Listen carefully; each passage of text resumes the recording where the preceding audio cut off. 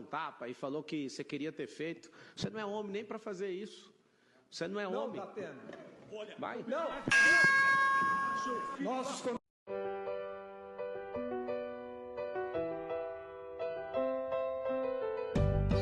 Senhoras e senhores, sejam muito bem-vindos a esse canal. Espero que os senhores estejam muito bem. Meu amigo, o Marçal, literalmente, o Marçal levou uma cadeirada em um debate pela Prefeitura de São Paulo, um debate com os candidatos à Prefeitura de São Paulo. Algo absolutamente surreal. Então eu vou aproveitar esse fato para já falar um pouco mais sobre política. É algo que eu já tinha me proposto a falar aqui no canal há algum tempo, fiz alguns vídeos, mas é sempre bom estar trazendo algumas questões interessantes sobre a minha cosmovisão, a minha perspectiva sobre esse assunto, ok? Então, assim, essa é minha visão. Vocês sabem que esse é um canal religioso, então eu entendo que a questão política também tem reflexos espirituais, mas tem questões interessantes que eu quero colocar aqui a respeito desse acontecido, que a gente precisa refletir um pouco mais a fundo, para além daquilo que muitas vezes nos é mostrado, ok? Então, beleza, em primeiro lugar, sobre o fato em si, né? Tem que ser destacado aqui o destempero total do Datena, né? Um jornalista, cara, um destempero completo. Você tá num debate político, você tem que ter nervos ali, meu filho, para participar daquele debate sem chegar nesse nível de agressão que ele chegou. Então é algo absolutamente reprovável, não tem justificativa.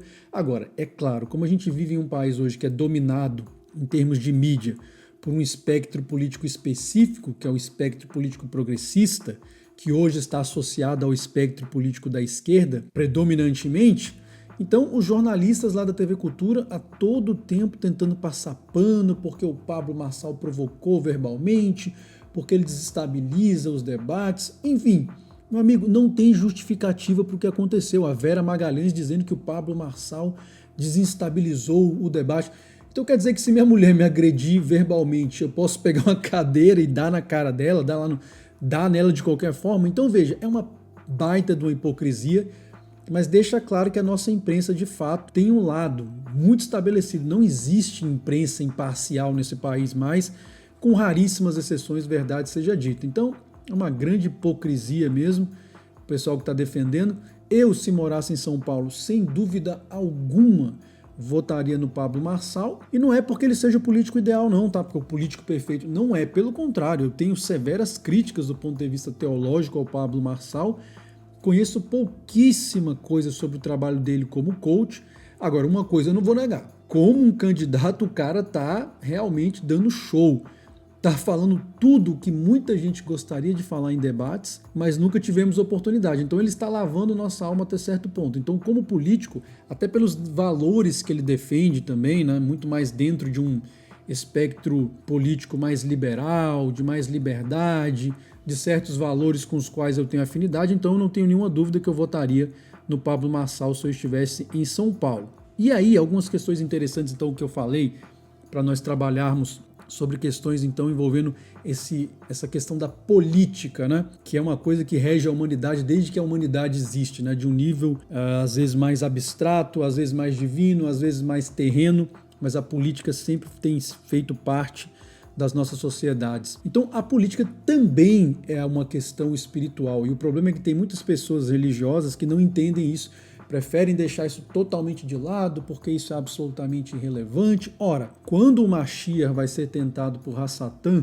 no evangelho de Matai ou Mateus, no capítulo 4, uma das coisas que o tentador ou o opositor oferece ao Mashiach é exatamente o que? Os reinos do mundo. Então nós não podemos ignorar que exista sim uma relação profunda entre política e as potestades das quais Shaul, né, Rachalia, ou o Rabino Shaul, fala a respeito das potestades, né, do ar, dos poderes que dominam esse mundo. Então existe uma profunda relação, existem forças de protagonismo e antagonismo nesse cenário. Então não adianta querer ignorar essa questão política e querer passar completamente ao largo dela, porque você é afetado por isso, querendo ou não.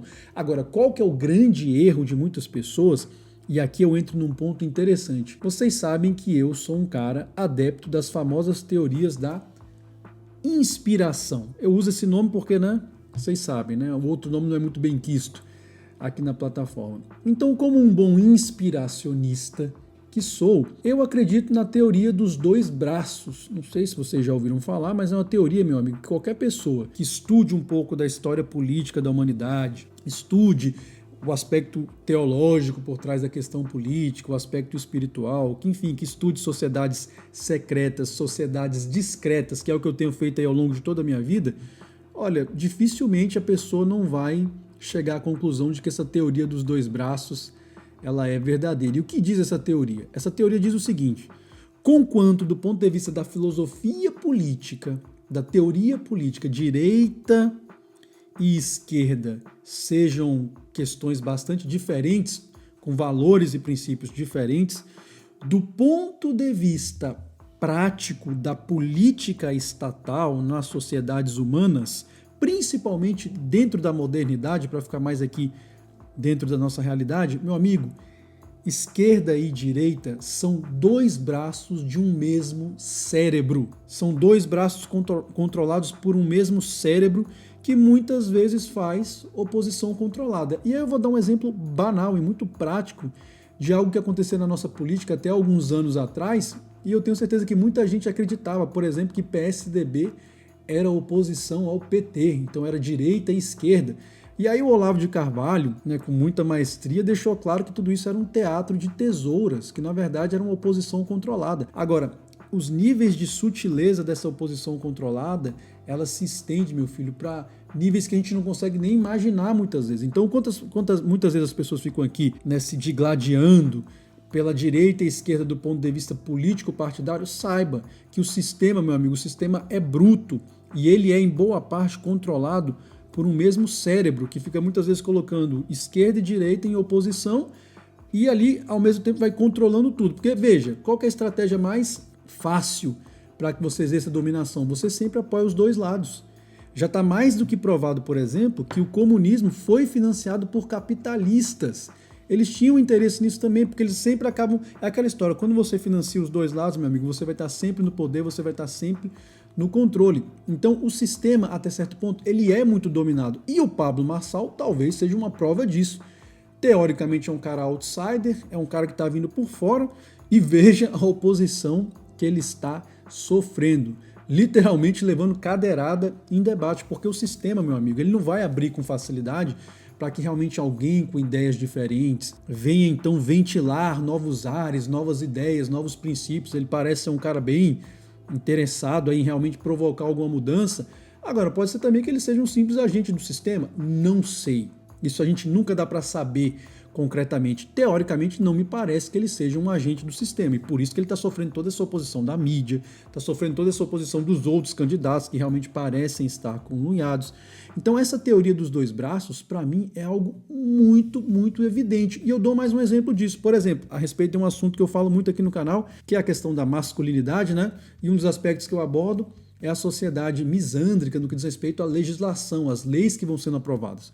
Ora, boa parte dessas leis misândricas que foram aprovadas nos últimos anos, inclusive que eu fiz vídeos, foram aprovadas no governo do Bolsonaro, que teoricamente é um cara de direita, é um cara pró-família, um cara mais conservador, um cara pró-liberdade. Então vejam, muitas vezes a gente fica aqui se digladiando entre direita e esquerda do ponto de vista político partidário, e a gente acaba ignorando que muitas vezes nós podemos estar servindo a esse cérebro que quer exatamente o quê? Conflito, oposição. Então todas essas oposições, esses conflitos que eu venho falando aqui ao longo dos anos no canal, né? Homens contra mulheres, brancos contra pretos, gays contra heterossexuais, enfim, pobres contra ricos, todas essas oposições fazem parte dessa teoria dos dois braços, que são controladas por um mesmo cérebro. É claro que existem pessoas que correm por fora, existem pessoas que tentam enfrentar esse sistema, mas, meu amigo, não é fácil. Insisto, um sujeito que realmente tenta enfrentar esse sistema do ponto de vista político, ele está praticamente cometendo um suicídio. E até certo ponto é isso que o Pablo Marçal faz, né? O cara deve estar correndo risco de vida aí, os familiares dele, sem dúvida alguma, né? Ele está realmente muito risco de morte, né, na verdade. Então, eu não tenho nenhuma dúvida que essa questão tem que ser levada em consideração também. Como eu falei, qualquer pessoa que estuda a história da política, meu filho, nos povos, principalmente na modernidade, dificilmente você não vai perceber que em muitos momentos direita e esquerda estão sendo controladas por um mesmo cérebro. Então você tem que ter isso em mente. E por fim, né, já falando aqui também sobre essa questão política, né, compartilhando mais um pouco com vocês sobre esse assunto, meu amigo, em última análise, a sua esperança não tem que estar nem no político da direita, nem no político da esquerda. Por mais que você tenha os seus valores, eu, por exemplo, tenho os meus valores muito mais abertos para o campo do espectro político da direita hoje, do ponto de vista filosófico, do ponto de vista da política, enfim, né, da filosofia política, né, liberdade, né, enfim, trabalho, família, todas aquelas coisas que geralmente estão associadas hoje ao espectro de direita, menos, né, Estado, menos opressão, mais liberdade individual.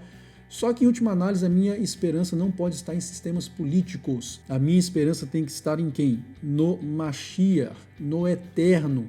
É Ele que realmente vai nos garantir uma vida plena, uma vida próspera. Não vai ser governo nenhum, por melhor que ele seja. Governos todos estão sujeitos à corrupção, porque são comandados por homens que muitas vezes servem a quem? Exatamente a serpente, a Ra-Satã. Então é isso, o Estado, meu amigo, tende a crescer agora mais do que nunca daqui para frente.